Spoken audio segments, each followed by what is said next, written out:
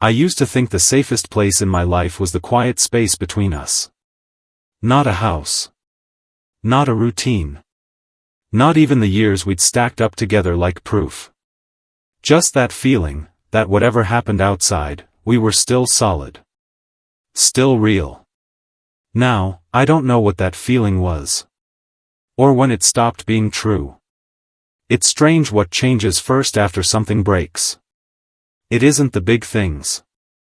It's the small, ordinary parts of your day that suddenly feel wrong, like they belong to someone else. The way a room sounds when only one person is in it. The way you reach for someone out of habit, and your hand meets air. Even the simplest objects start to feel unfamiliar, like they've been left behind by a version of your life that doesn't exist anymore. I still see reminders everywhere. A cup left on the counter. A jacket draped over a chair. A quiet pause in the evening where there used to be laughter without effort. Nothing is dramatic. Nothing is loud. But everything feels altered. Like I'm living inside the outline of something that used to be whole. I didn't expect to become the kind of person who questions everything.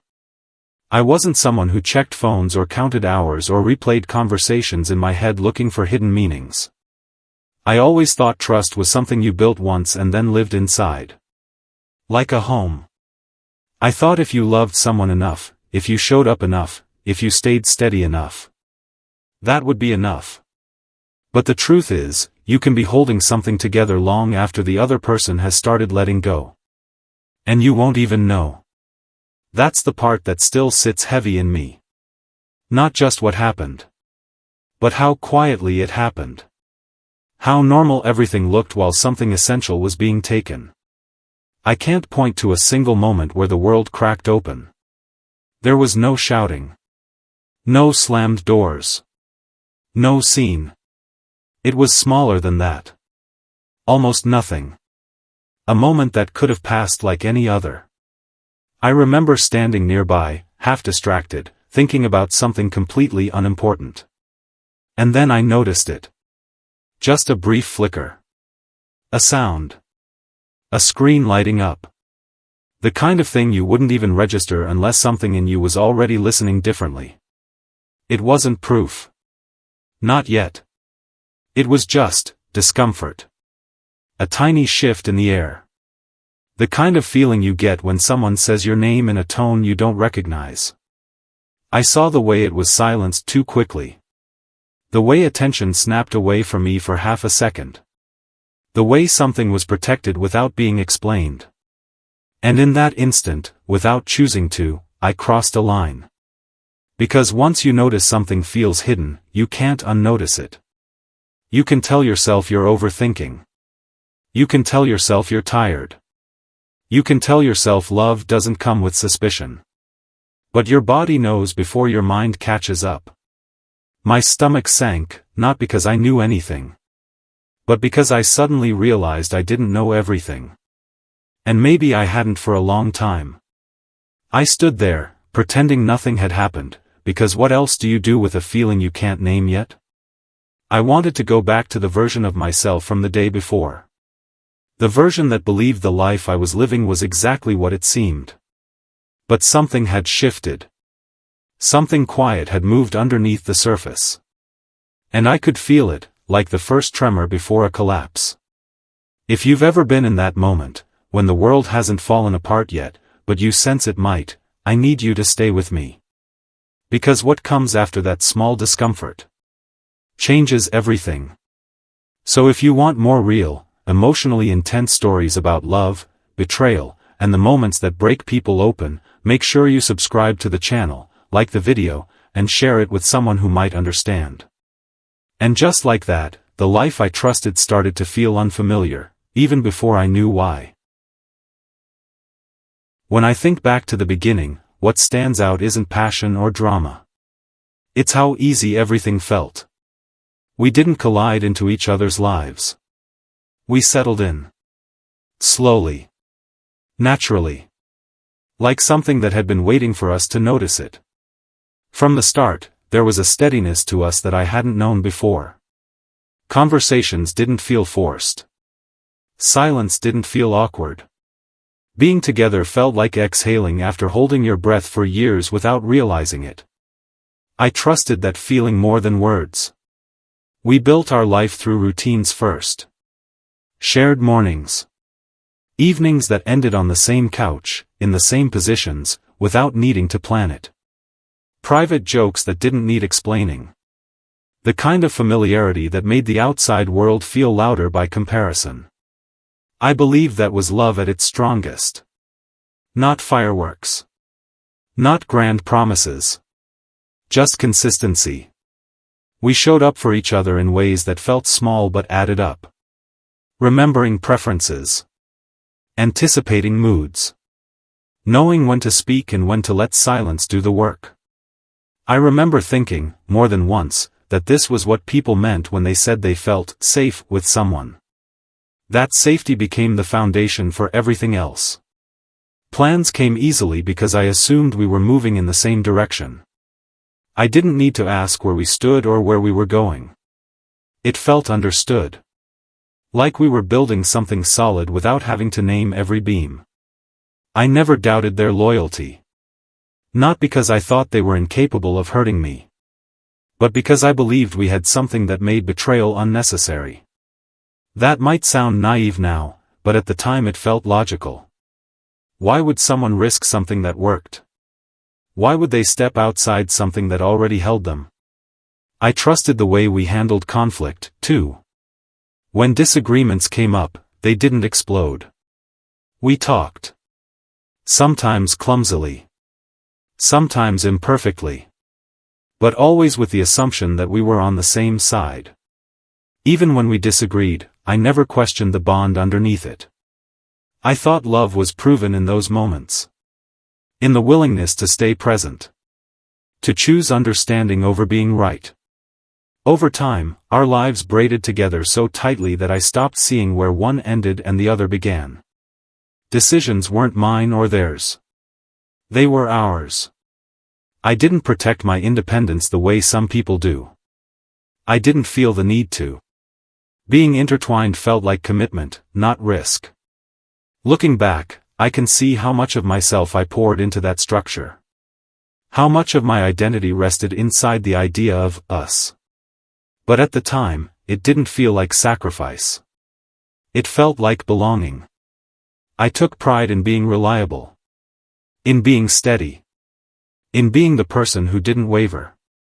I believed that if I held my side of the foundation firmly enough, the rest would stand. And for a long time, it did. At least, that's what it looked like from the inside. I didn't notice the small shifts when they started happening. The tiny changes in tone. The way presence sometimes became partial. The moments where I felt a faint distance and brushed it off as stress or exhaustion. I told myself that long relationships weren't supposed to feel exciting all the time. They were supposed to feel secure. And security, I believed, was unbreakable if you treated it with care. I never imagined that the very thing I trusted most was already beginning to change shape. I just didn't know it yet. It's hard to explain when the balance started to change, because nothing happened all at once. There wasn't a single argument or a single moment where everything turned. It was more like watching the light in a room dim so slowly that you don't realize you're sitting in the dark until much later. At first, it was just life. Responsibilities. Stress. The normal weight that settles into long relationships. I told myself that distance was natural. That people go through phases. That closeness isn't always constant. But somewhere along the way, I became the one reaching more. Not dramatically. Just quietly. I was the one checking in first. The one asking, "Are you okay?" The one filling silences with small efforts, small kindnesses, small bridges back to connection. And they still responded. They still smiled. Still held my hand sometimes. Still said the right things. But something about it felt delayed. Like their attention had to travel farther to reach me. There were evenings when I'd talk about my day and realize halfway through that they weren't really listening. Their eyes would be on me, but their mind was elsewhere. I'd stop and they'd blink like they'd been pulled back from a distance. "Sorry," they'd say. "Just tired." And I believed it. Because what else was I supposed to believe? I didn't want to be the kind of person who questioned every shift. I didn't want to become suspicious over normal human fatigue. So I adjusted. I softened my expectations. I told myself love meant being patient. But patience, I started to learn, can quietly turn into excuse-making. There were times I felt like I was carrying the emotional weight for both of us. Not because they demanded it. Not openly. But because I could feel the space widening, and I didn't know how else to close it. So I tried harder. I planned things. I brought up memories. I asked questions meant to pull them back toward me. Sometimes it worked. Sometimes they'd laugh and I'd feel relief flood through me, like I'd rescued something. And that relief became addictive. It's strange to realize you can become dependent on small returns of warmth, like they're proof that everything is still okay. I didn't see it as imbalance at the time. I saw it as commitment. I thought relationships required effort, and maybe this was just my season to give more. But the more I gave, the more I noticed how easily they could withdraw. Not cruelly. Just, effortlessly. Like distance was becoming natural for them. And closeness was becoming something I had to earn again. There were moments I wanted to ask, directly, "Where are you?" Not physically. Emotionally. But I didn't. Because asking that question felt like accusing. And I still believed trust was fragile in a different way, like if I questioned it too loudly, I would be the one breaking it. So instead, I swallowed the discomfort. I convinced myself I was imagining things. I told myself that love wasn't always equal, and that keeping it steady was part of what made me a good partner. I didn't realize how much I was tying my sense of safety to their mood.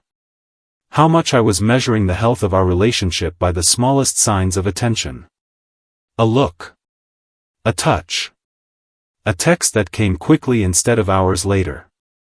I didn't notice that I was slowly becoming someone who waited. Someone who hoped. Someone who held their breath for normal affection. And that's the quiet danger. The shift no one names. It doesn't feel like losing someone. It feels like trying not to. And I kept trying, without understanding that something had already begun to tilt. The unease didn't arrive as fear. It arrived as questions I kept answering for myself. Little moments that didn't make sense, but not enough to justify alarm. Things that, on their own, meant nothing. At least, that's what I told myself. Schedules changed. Not dramatically. Just slightly out of sync with what I'd grown used to. A few more late days. A few more explanations that felt rehearsed but harmless. I never thought, something is wrong. I thought, life is busy. There were stretches where they seemed fully present again. Warm. Engaged. Almost overly attentive. Those moments reset my doubts. They made me feel foolish for ever questioning anything. And then the distance would return. Not cold. Just, elsewhere. I noticed they'd turn their phone face down more often. Not always. Just enough that I registered it, then dismissed it. Everyone deserves privacy, I reminded myself. I didn't want to become someone who watched for patterns. But patterns don't announce themselves. They repeat quietly. Sometimes I'd catch a glimpse of a message preview before it disappeared. Nothing explicit. Nothing incriminating. Just names I didn't recognize. Conversations that stopped when I entered the room. Work stuff, they'd say casually. And I'd nod. Because I didn't want to ask follow-up questions that would make me sound insecure. There was a change in how they listened to me, too. Not always distracted, more selective. Like certain topics pulled them away faster than others. I started editing myself without realizing it. Choosing lighter subjects. Avoiding anything that might feel like a demand. I told myself I was being considerate. In reality, I was adapting to a shrinking emotional space. There were nights we sat together, close enough to touch, and I felt oddly alone. Their body was there, but their attention felt rented out to something else. I'd catch myself watching their expressions, trying to read what I used to know instinctively. That's when the unease deepened. Because love isn't supposed to feel like guesswork. I remember one moment in particular that stuck with me, not because it was dramatic, but because of how easily it slipped by. They laughed at something on their phone. A quiet, private laugh. I asked what it was. They hesitated, just long enough to register, then said, "Nothing important." The words weren't wrong. But the hesitation was. I felt a flicker of something sharp, then immediately dulled it. "You're overthinking," I told myself. "You're projecting." But my body didn't agree. I started noticing how often I made excuses for them before they even spoke. How quickly I smoothed over moments that made me uncomfortable. I was protecting the image of our relationship more than I was protecting myself. And still, I never felt justified enough to confront anything directly. Because there was no single lie. No smoking gun. Just a slow accumulation of moments that felt slightly off, like footsteps echoing in a hallway that should have been empty. I told myself that trust meant choosing belief even when doubt whispered. I told myself that suspicion was more dangerous than ignorance. But doubt has a way of growing when it's denied. It doesn't shout. It hums. Quietly. Relentlessly. Until even peace starts to feel unstable. By then, I wasn't looking for evidence anymore. I was bracing for something I couldn't yet name. And without realizing it, I had already stepped into a version of my life where certainty no longer existed, only waiting for the moment it would finally break. I didn't find the truth by looking for it. That's the part that still unsettles me. I wasn't digging. I wasn't snooping. I wasn't trying to catch anything. I was still living inside the fragile agreement I'd made with myself, to trust, to wait, to believe things would settle back into place. It happened during an ordinary moment. One of those stretches of time you barely register while you're in it. Nothing felt tense. Nothing felt charged. And then something appeared that shouldn't have. Not dramatic. Not obvious. Just wrong. At first, my brain refused to process it. I remember staring at it, blinking, almost amused by how little sense it made. Like reading a sentence where the words are familiar but the meaning doesn't land. I actually laughed under my breath. That's how unprepared I was. My body reacted before my thoughts did. A tightness in my chest. A sudden heat behind my ears. The room felt too quiet, like sound had been turned down without warning. I told myself there had to be an explanation. There's always an explanation. But explanations require asking questions, and I wasn't ready for the answers yet. So I did something strange. I did nothing. I walked away. I let the moment pass. I pretended I hadn't seen what I'd seen. For a few minutes, I even convinced myself it hadn't mattered. But my body didn't move on. My hands felt unsteady. My stomach rolled like I was standing on something unstable. And then the thoughts started rushing in. Not accusations. Memories. Little scenes replayed themselves with new lighting. Late returns that suddenly felt intentional. Conversations that ended too quickly. Moments where I'd felt brushed past emotionally and blamed myself for wanting more. None of it was proof. But together, it formed something heavy. Something undeniable. I tried to ground myself in logic. You don't know anything yet, I told myself. You're reacting emotionally. You're connecting dots that may not exist. But the emotional freefall had already begun. I realized I was scared, not of confrontation, but of confirmation. Because once you ask, once you hear the truth spoken aloud, there's no going back to before. I remember standing still, listening to sounds around me that felt suddenly too sharp. My breathing felt loud. Every second stretched longer than it should have. I felt exposed, like I was standing in the middle of a room where everyone else knew something I didn't. I wanted to believe I was wrong more than I wanted answers. That's a hard thing to admit. Because it means part of me was willing to stay in uncertainty if it meant preserving the version of my life that still felt intact. But the truth doesn't require your permission to exist. It waits. Quietly. I didn't confront them right away. I watched. Not obsessively. Just carefully. And once I started watching, things appeared that I couldn't ignore anymore. Patterns sharpened. Small changes aligned. That private laughter. The guarded movements. The emotional absences. They all snapped into focus, like a picture adjusting itself without warning. I felt foolish for not seeing it sooner. Then immediately angry with myself for thinking that way. Love is supposed to soften you, not turn you into a detective. But suddenly, everything felt like a clue. I hated that feeling. The constant tension. The way my mind raced even when I tried to rest. I couldn't sleep properly. My thoughts looped in circles that never resolved. I'd imagine asking simple questions and hearing answers that shattered me. Then I'd imagine believing those answers just to make the pain stop. The realization settled slowly, not as a scream, but as a weight. Whatever was happening, it wasn't accidental. And it wasn't new.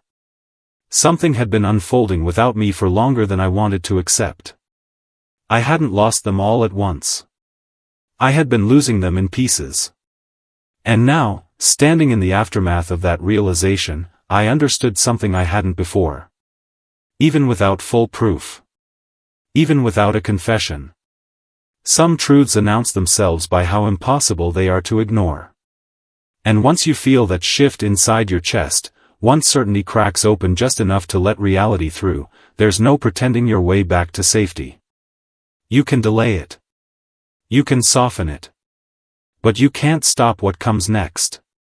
Because the moment you realize you're no longer alone in your relationship, everything else begins to fall.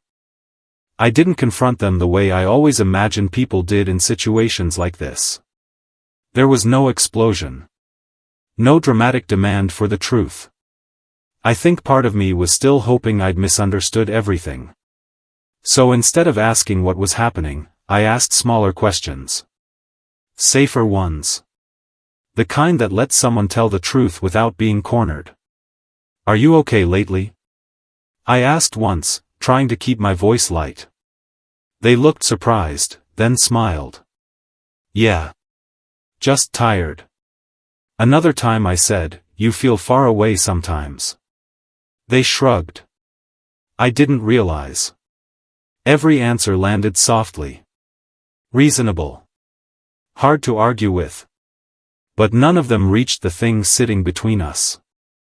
The distance didn't close. It widened. And the tension became unbearable in a quiet way. Like a noise you can't tune out once you notice it. Eventually, I couldn't keep pretending I was fine. I asked something closer to the truth. Not the whole truth, just enough to test the ground. Is there anything you haven't been telling me? The pause that followed was short. But it was heavy. They looked at me like they were choosing their words carefully, like each one had weight. What do you mean? They asked. And suddenly I was exhausted. Because that question alone told me I wasn't imagining things. I tried to explain how things felt instead of what I suspected. I talked about distance. About confusion. About feeling like I was reaching for someone who wasn't always there. They listened. Nodded. Apologized. I didn't realize it was affecting you that much, they said. That hurt more than anger would have. Because it framed the problem as my sensitivity instead of their absence. When I pushed a little further, the answers became vaguer. I don't know, they said. It's complicated. I didn't want to hurt you. Each phrase felt like a door closing quietly. I realized I wasn't being invited into the truth. I was being managed. Bits of honesty were offered, carefully measured. Enough to slow me down. Not enough to satisfy the questions burning in my chest. I asked directly if there was someone else. They didn't answer right away. That silence felt louder than any confession. Finally, they said, "It's not what you think." Those words have a way of rearranging your insides. Because they don't deny anything. They just delay clarity. I felt myself slipping into a role I didn't recognize, negotiating reality. Parsing tone. Searching for reassurance in half-statements. I hated that version of myself. The one who wanted to believe so badly that I was willing to accept confusion as comfort. But something had shifted too far by then. Trust doesn't collapse all at once. It erodes. And in that conversation, I could feel pieces of it breaking off. The home we'd built, the routines, the assumptions, the shared understanding, started to feel hollow. Like walls without support. I realized I wasn't arguing about facts anymore. I was grieving. Grieving the version of us I thought I'd been living inside. We ended that conversation without resolution. No clear answers. No plan. Just a heavy quiet that settled between us like something final. They went about their evening as if nothing had changed. I sat with the feeling that everything had. And that's when I understood something terrifying. Whatever was happening between us was no longer something we could talk our way through. Because the truth, whatever shape it took, was already standing in the room with us. Unspoken. Waiting. After that conversation, everything felt exposed and hidden at the same time. Nothing had been confirmed out loud, but nothing felt normal anymore either. The space between us was charged with things we weren't saying, and I didn't know how to exist inside it without unraveling. I didn't tell anyone. Not because I was protecting them. Because I didn't know what to say. How do you explain a collapse that hasn't fully happened yet? How do you admit you might be losing something without proof, without clarity, without language that makes sense? I felt foolish even considering it. So I stayed quiet. I went to work. I answered messages. I laughed at the right moments. From the outside, nothing had changed. Inside, I was shrinking. I replayed conversations in my head, wondering how much was real and how much I'd imagined. I questioned my instincts. I wondered if I was being dramatic. Paranoid. Unfair. There's a particular kind of shame that comes with being betrayed slowly. Not the sharp humiliation of being replaced, but the quieter shame of realizing you've been living in a version of reality that wasn't shared. I felt embarrassed for trusting so completely. Embarrassed for not seeing it sooner. Embarrassed for still hoping things might somehow repair themselves. Friends noticed I was distant. A few asked if everything was okay. Just tired, I said. It became my default answer. I didn't want advice. I didn't want opinions. I didn't want to hear what people thought I should do when I didn't even know what had been done to me yet. Meanwhile, they moved through the days with a kind of practiced normalcy that made me feel unsteady. They weren't cruel. They weren't cold.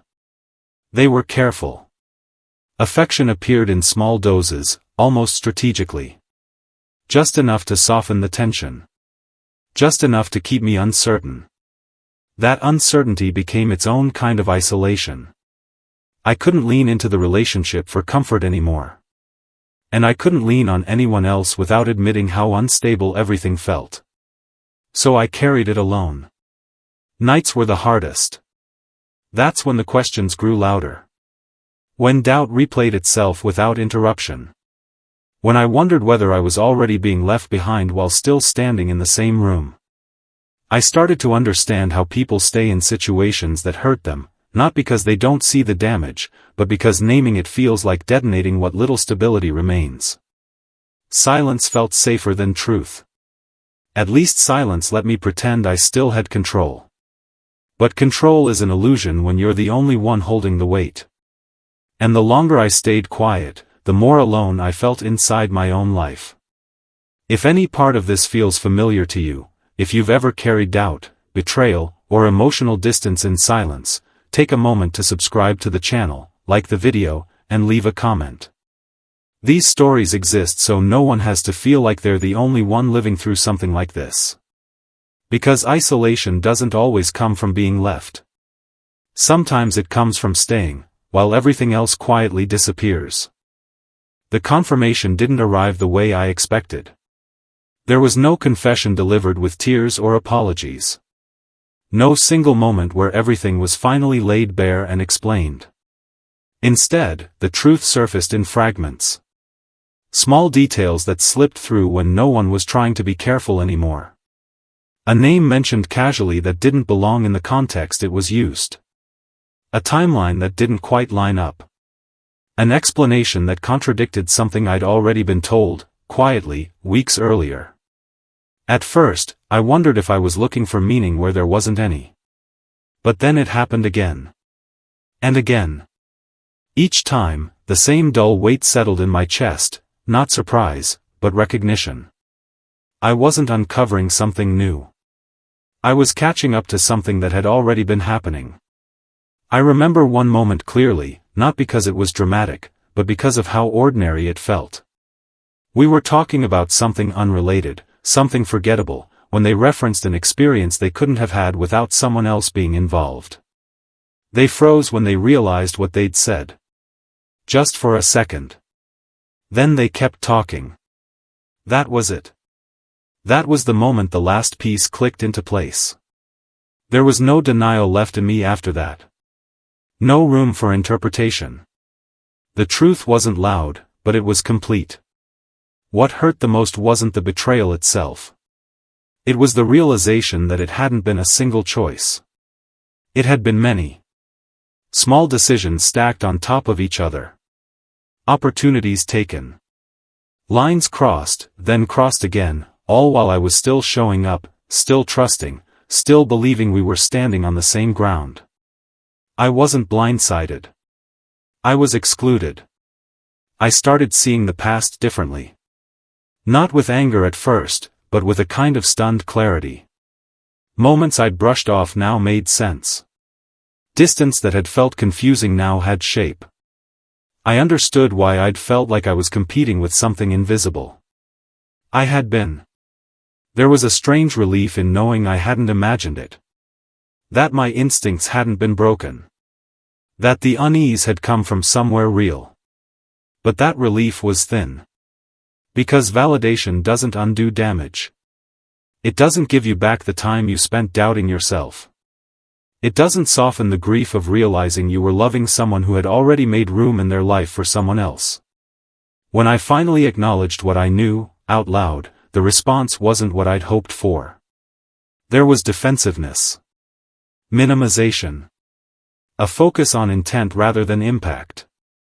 It didn't mean anything, they said. It wasn't planned. I didn't think it would go this far. Each sentence felt like a way to shrink what had happened so it would hurt less, for them. But I couldn't shrink it anymore. Because the truth had weight now. It had edges. I wasn't angry in the way people expect. I was tired. Tired of carrying questions alone. Tired of making space for explanations that didn't include me. Tired of being the last person to know what was happening in my own relationship. The hardest part wasn't hearing the truth. It was realizing how long I'd been living without it. And how little comfort it brought once it finally arrived. Because by the time validation shows up, you've already lost what you were hoping it would save.